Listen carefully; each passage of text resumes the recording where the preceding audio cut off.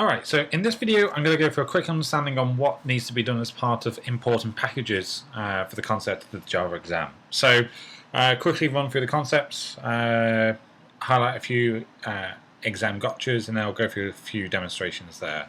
So the first thing to note is that the import of packaging, or the packaging themselves, is basically an easy way to group your classes, and it also provides better protection as well if you want to not expose certain classes to other classes, in which you can then sort of apply access modifiers on those particular classes and methods. So you can see the screen here. Obviously the keyword is the import, and then obviously the package name. Two focal things that you need to consider. One is the actual, well, three things.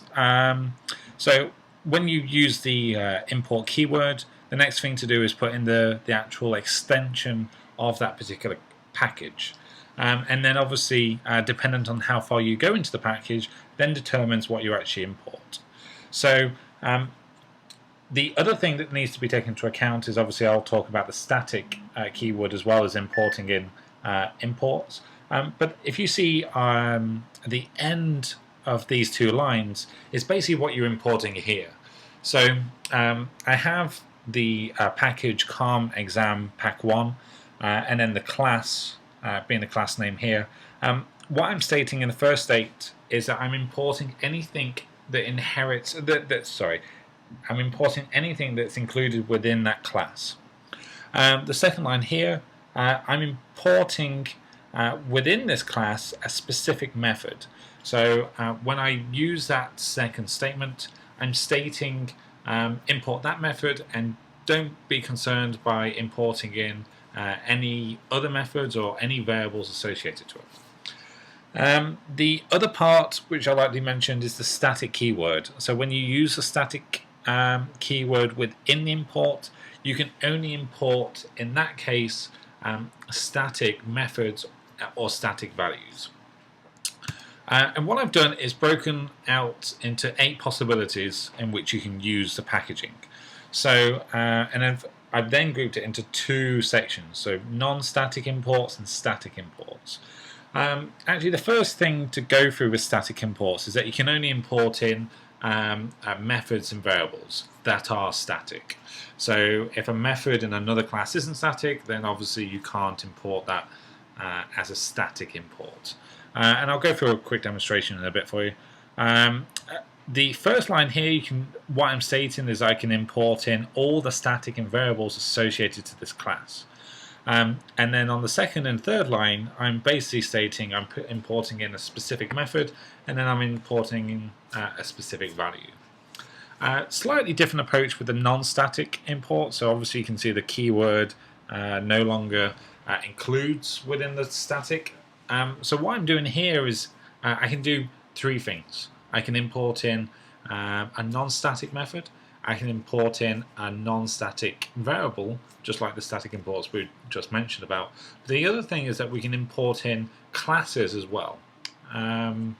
So you can see the first line here, I'm stating, remember, given the fact that the last value is the focal part, I'm stating that anything in this package, import it in. So I'm importing in all the classes, all the variables, and all the methods.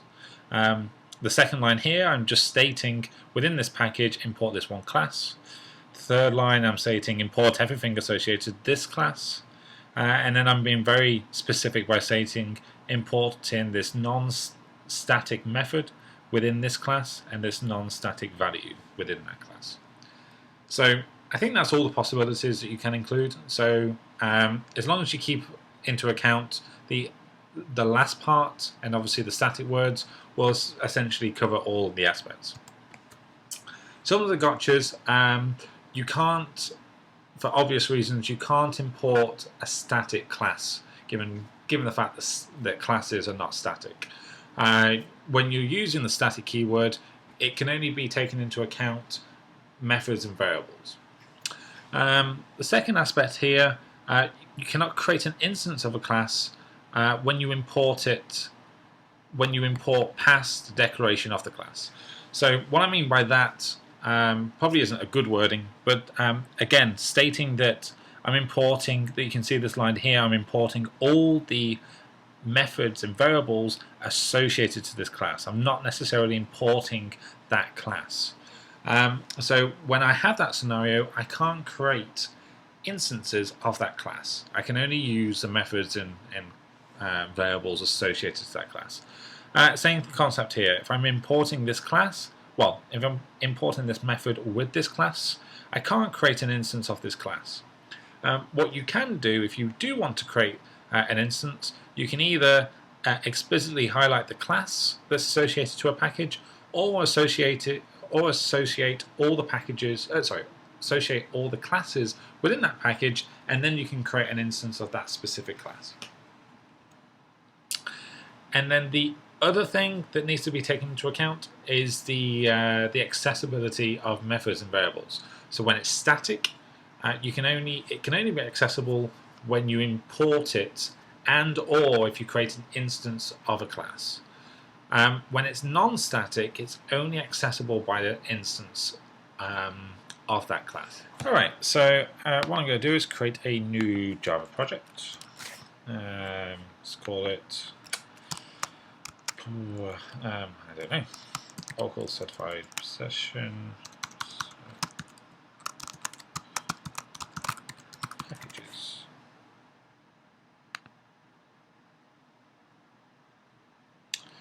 Yeah, that all looks good so far. When here I'm going to create two packages, so com exam pack 1, and then I'm going to create a new one, so com exam pack 2. Simple so far. So in here I'm going to create a class, very simple, class 1, and within pack 2 I'm going to create a new class, class 2. Give it the main, so I'll run it through there. Very good. So within class 2, I'm going to create a class instance. So class 1, C1 equals new class.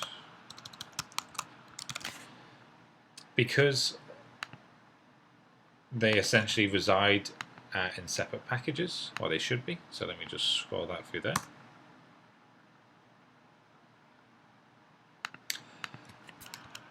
You can see here the actual import, given the fact it's always between the package and the class.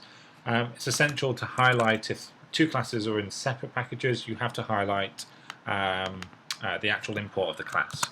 Another thing to note is that I have this one here.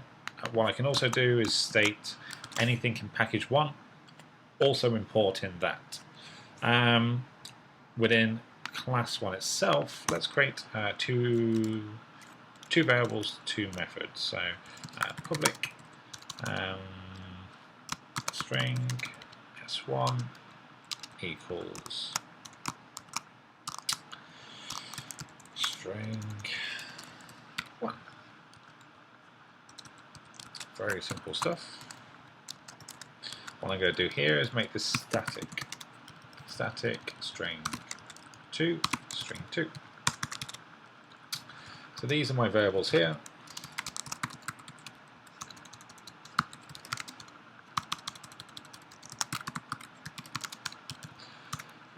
And then two methods.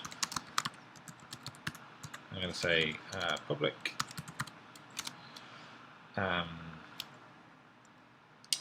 public void a method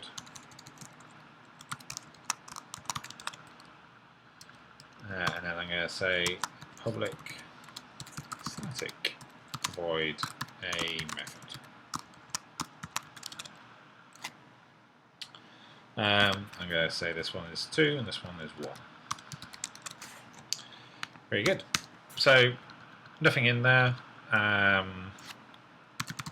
Just to make things interesting. Method 1. Method 2. So first things that I want to take into account is the static. So if I go back into class 2, Let's say I want to import in this static variable. So what I can do is say import, and because it's static, I have to make the import static. If you don't have the keyword, it doesn't work. So calm exam pack2 class, and then you can see s2 here being the string. If I remove this, just a quick example, I can go through that concept. So pack1, it'll say class 1, but it won't give me any other, it won't acknowledge any of the other static variables. So static, and then string 2. What I can also do as well is import anything in class 1 that is static, so I can then access the methods. So class 1, and what I can also do is not through the instance of a class, but I can just call the method if and when needed. So give that a run. All set. Same thing, concepts with non-static. I can import in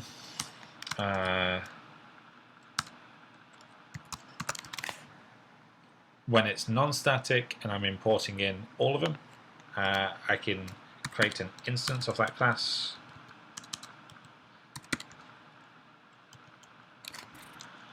Let me just get rid of that one in there, that's probably conflicting for now, and this one. Delete this. So you can see that I'm importing the class. I can when I create an instance of a class, I can obviously run that. What I can also do is, instead of just creating an instance of a class, I can just pull in, go into class 2. I can just run in. Or just a note that if it's non-static, you can't import it in as a single. If I go in here, just a note that when it's non-static, you cannot import in that variable or method as a single value that you want to bring in. You can only bring it in by creating an instance or an anonymous instance of that class. So the only way to do this is import in that particular method and then create an instance of it.